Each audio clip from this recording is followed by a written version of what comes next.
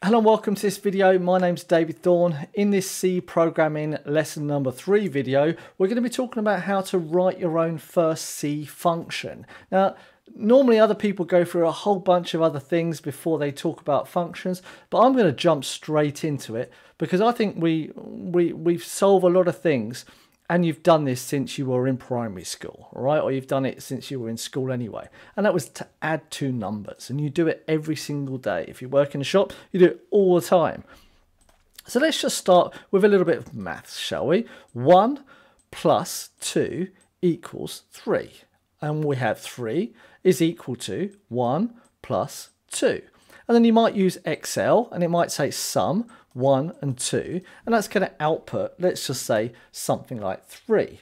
And if we write it in another way, the result that we want, right, from adding two numbers, right, is going to be equal to the sum of the two numbers, all right? So this is going to return us, it's going to give us the output of the sum of the two input numbers, all right? So this is the output, the result, the return value, and this is the actual statement inside the function.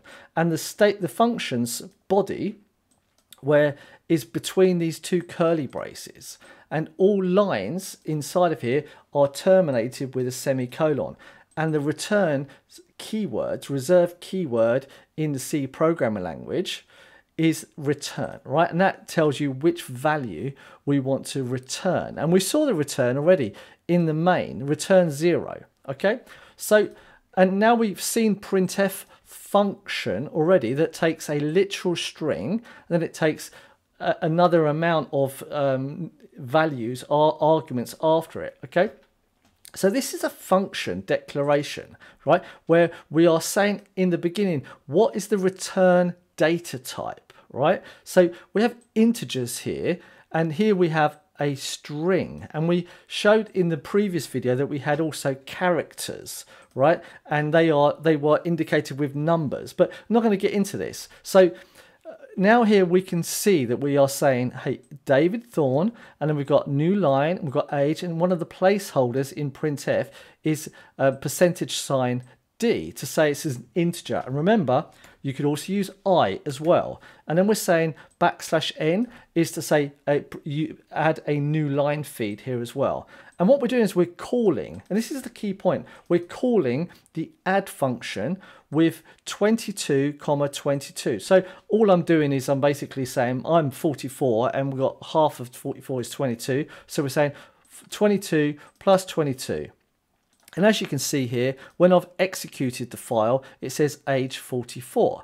Now, we could run this and say 23, let's say, because my birthday's coming up soon as well. And we recompile this file, and then let's just run it afterwards.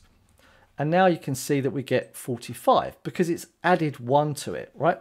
If we now say 22 plus 1 here, we're doing addition here, all right? And it's basically a computer. I mean, this is a calculator because it's a program that takes numbers in. And that's exactly what a calculator does. It's just a program in the background where you input the numbers into it. So let's run this. Let's say rather than this, because it'll print out the thing, what I'm going to be in 2 years' time. So let's run it again, and we see 46, right?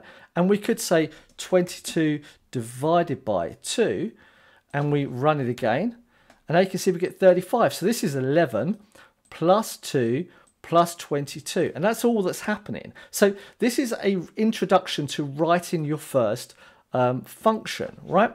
And now we could also say multiply, right?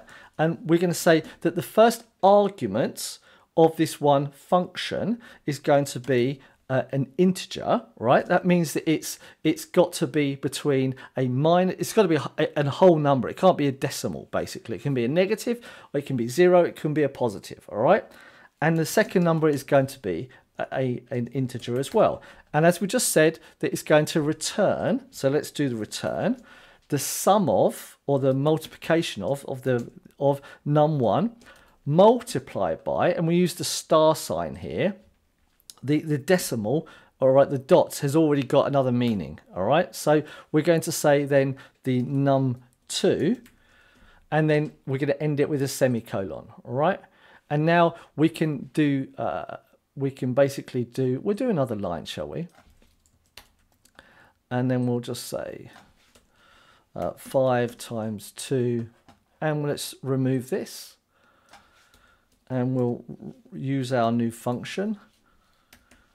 And we can say 5 times by 2, and we all know what that's going to be. It's going to be 10. But if we run this now and we do a new line,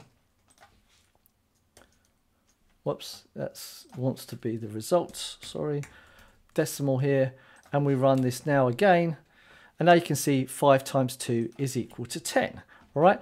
And if we now do divide, all right, divide, and we're going to say, we all know that you can't divide by 0, but we're just going to make sure we don't do that here. And we change this, and we're going to say then 10 divided by 5. So we're going to say divide here. We can use this instead. And we're going to say 10 divided by 5 should then obviously equal 2. So let's just put it in brackets here.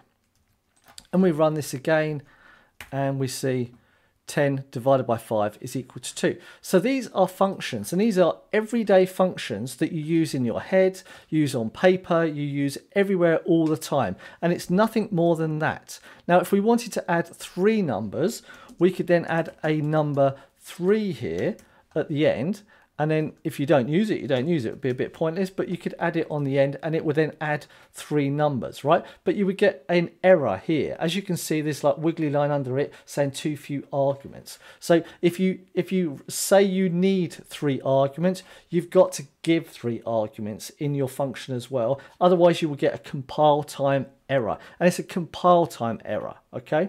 And but we're not going to get into that. So let's just remove this one here, and remove this here.